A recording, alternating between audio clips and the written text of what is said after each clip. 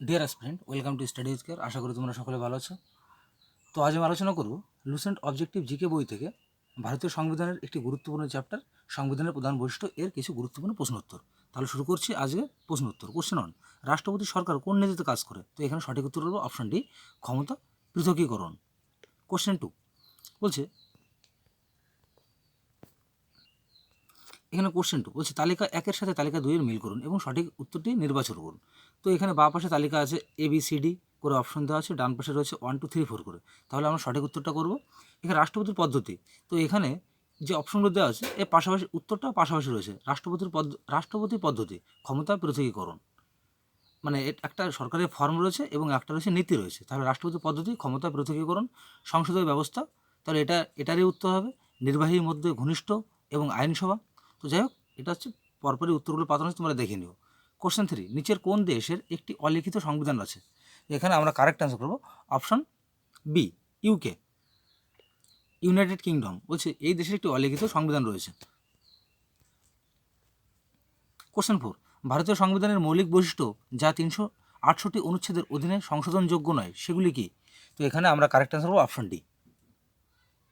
Option ডিতে রয়েছে সার্বভৌমত্ব, আঞ্চলিক অখণ্ডতা, ফেডারেল ব্যবস্থা, সরকার বিচারিক পর্যালোচনা এবং সংসদীয় ব্যবস্থা। কোশ্চেন 5, সরকারের একক ব্যবস্থা কোনটির অধিকারী নিম্নলিখিত সুবিধা? বলছে সরকারের একক ব্যবস্থা কোনটির অধিকারী নিম্নলিখিত সুবিধা রয়েছে?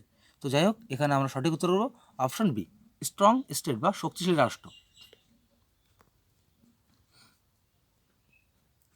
কোশ্চেন 6, নিম্নলিখিত দেশগুলির মধ্যে কোনটি সরকারের একটি ফেডারেল ফর্ম উপভোগ করে? তো এখানে কারেক্ট অ্যান্সার করব অপশন বি, মার্কিন যুক্তরাষ্ট্র। কোশ্চেন 7, ইংরেজি মুকুট একটি উদাহরণ কিসের? বলছে the declaration of the democracy, the English crown is an example of. এখানে অপশন হবে অপশন সি, নামমাত্র নির্বাহী। কোশ্চেন 8, গণতন্ত্র হলো জনগণের দ্বারা জনগণের জন্য একটি সরকারি ঘোষণা। এটা করেছে কে? বলছে declaration of the democracy is a government of the people by the people for the people was made by. এখানে কারেক্ট অ্যান্সার হবে option A, Abraham Lincoln. Question 9, Ramraj এর গান্ধীর সংজ্ঞা কী? তো এখানে কারেক্ট অ্যান্সার হবে অপশন এ, বিশুদ্ধ নৈতিকতার ভিত্তিতে জনগণের সার্বভৌমত্ব কর্তৃত্ব। কোশ্চেন 10, সরকারের সংসদীয় ফর্মের সবচেয়ে প্রয়োজনীয় বৈশিষ্ট্য কোনটি? তো এখানে কারেক্ট অ্যান্সার হবে অপশন সি, আইনসভার কাছে নির্বাহী বিভাগের জবাবদিহি। এটা আমাদের সঠিক উত্তর। বলছে এখানে দুটো বিবৃতি দেওয়া আছে, তো আমাদের নির্বাচন করতে হবে, মানে বেছে নিতে হবে যে কোন বিবৃতি সঠিক। বলছে বিবৃতি 1-এ রয়েছে ভারতের সংবিধান একটি উদার সংবিধান, বিবৃতি 2-তে রয়েছে একটি মৌলিক অধিকার প্রদান করে। তো আমরা এখানে সঠিক উত্তর করব অপশন এ, উভয় বিবৃতি পৃথকভাবে সত্য এবং বিবৃতি 2 হলো বিবৃতির 1-এর সঠিক ব্যাখ্যা। কোশ্চেন 12, কোন অধিবেশনে কংগ্রেস আনুষ্ঠানিকভাবে সমাজের সমাজতান্ত্রিক প্যাটার্ন গ্রহণ করেছিল? তো এখানে কারেক্ট অ্যান্সার হবে অপশন বি, 1955 সালের আবাদি অধিবেশনে। কোশ্চেন 13, ভারতীয় রাজনীতিতে কোনটি সর্বোচ্চ? তো এখানে কারেক্ট অ্যান্সার হবে অপশন বি, দ্য কনস্টিটিউশন বা সংবিধান।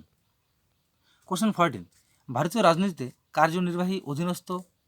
বলছে ভারতীয় রাজনীতিতে কার্যনির্বাহী অধীনস্থ। কোশ্চেনটা ইংলিশে পড়ছি, in Indian polity the executive is subordinate to the. কিসের উপর, মানে মানে ভারতীয় রাজনীতিটা কিসের অধীনে রয়েছে? তো এখানে কারেক্ট অ্যান্সার হবে অপশন বি, লেজিসলেচার বা আইনসভা। কোশ্চেন 15, ভারতের ফেডারেল ব্যবস্থা সম্পর্কে নিম্নলিখিত বিবৃতিগুলির মধ্যে কোনটি সঠিক? তো এখানে 3টে বিবৃতি দেওয়া আছে, আমাদের এখান থেকে সঠিক বিবৃতি নির্বাচন করতে হবে। তো এখানে আমরা সঠিক উত্তর করব অপশন বি, শুধুমাত্র 1 এবং 2 বিবৃতি সঠিক। শুধুমাত্র 1 এবং 2 এর বিবৃতি সঠিক। তাহলে 1-এ রয়েছে কি, সংবিধান একটি ফেডারেল ব্যবস্থা প্রবর্তন করে সরকারের মৌলিক কাঠামো হিসাবে, এবং 2তে রয়েছে একক পক্ষপাতের একটি শক্তিশালী মিশ্রণ রয়েছে। এই দুটো বিবৃতি আমাদের সঠিক। নিম্নলিখিতগুলির মধ্যে কে ভারতীয় সংবিধান সম্পর্কে নিম্নলিখিত বিবৃতি দিয়েছেন? ভারতীয় সংবিধানের মধ্যে একটি ভালো ভারসাম্য রয়েছে, চরম অনিয়মিততা এবং অত্যাধিক নমনীয়তা। তো এখানে কারেক্ট অ্যান্সার হবে অপশন সি, আলেকজান্ডার ভিস, ইনি এই বিবৃতিটা দিয়েছেন। কোশ্চেন 17, বলছে এখানে দুটো দাবি, একটা দাবি দেওয়া আছে, একটা কারণ দেওয়া আছে। দাবি অ্যাসারশন, কারণ রিজন।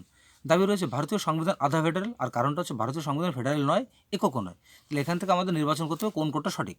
তো এখানে আমরা কারেক্ট অ্যান্সার করবো অপশন সি। অপশন সিতে রয়েছে এ সত্য কিন্তু আর মিথ্যা। তাহলে এটা সত্য হবে আর আরটা মিথ্যা। কোশ্চেন 18, নিচের কোন সরকারি নথি ভারতের সঙ্গে সম্পর্কিত? তো এখানে কারেক্ট অ্যান্সার হবে অপশন এ, হোয়াইট পেপার বা সাদা কাগজ। এটা আমাদের সঠিক উত্তর। কোশ্চেন 19, নিচের কোনটি রাষ্ট্রপতি সরকারের একটি মৌলিক বৈশিষ্ট্য? তো এখানে কারেক্ট অ্যান্সার হবে অপশন বি, একক নির্বাহী বা সিঙ্গেল এক্সিকিউটিভ। কোশ্চেন 20, ভারতের রাজনৈতিক ব্যবস্থার মূল বৈশিষ্ট্য নিচের কোনটি? তো এখানে চারটে পয়েন্ট দেওয়া আছে, এখান থেকে আমাদের সঠিক কোডটা বেছে নিতে হবে। তো একে আছে একটি, বলছি এটি একটি গণতান্ত্রিক প্রজাতন্ত্র, এটির একটি সংসদীয় সরকার রয়েছে, সর্বোচ্চ ক্ষমতা ভারতের জনগণের উপর ন্যস্ত, এটি একটি ঐক্যবদ্ধ কর্তৃপক্ষের জন্য প্রদান করে। তো এখান থেকে আমরা সঠিক কোডটা বেছে নেব। তো এখানে কারেক্ট অ্যান্সার হবে অপশন ডি, সমস্ত বিবৃতি এখানে সঠিক। কোশ্চেন 21, লিখিত সংবিধানের ধারণা প্রথম কোথায় জন্মগ্রহণ করেছিল? তো এখানে কারেক্ট অ্যান্সার করবো অপশন ডি, ইউএসএ। কোশ্চেন 22, প্রথম সংসদীয় সরকার কোথায় গড়ে ওঠে? তো এখানে সঠিক উত্তর হলো অপশন এ, ব্রিটেন। কোশ্চেন 23, কে ভারতীয় ফেডারালিজমকে কোঅপারেটিভ ফেডারালিজম বলে অভিহিত করেছেন? তো এখানে কারেক্ট অ্যান্সার হবে option A, G Austin. Question 24, ভারতের সংবিধান হলো, চারটে অপশন দেওয়া আছে, এখানে বেছে নেব সঠিক উত্তর কোনটা। তো ভারতের সংবিধানটা হচ্ছে, এখানে সঠিক উত্তর অপশন ডি, আংশিকভাবে নমনীয়, আংশিকভাবে, বলছে পার্টলি রিগিড অ্যান্ড পার্টলি ফ্লেক্সিবল, বলছে আংশিকভাবে নমনীয় এবং আংশিকভাবে, এখানে হ্যাঁ এটা আমাদের সঠিক উত্তর, পার্টলি রিগিড অ্যান্ড পার্টলি ফ্লেক্সিবল। আংশিকভাবে অনমনীয় এবং আংশিকভাবে নমনীয়, এটা আমাদের সঠিক উত্তর। সো ডিয়ার অ্যাসপিরেন্ট, শেষ হলো আজকের গুরুত্বপূর্ণ কিছু প্রশ্নোত্তর। আগামীকাল ঠিক এই সময় দেখা হবে একটি নতুন ভিডিওকে সঙ্গে নিয়ে। সকলে ভালো থেকো, সুস্থ থেকো, শুভ সন্ধ্যা।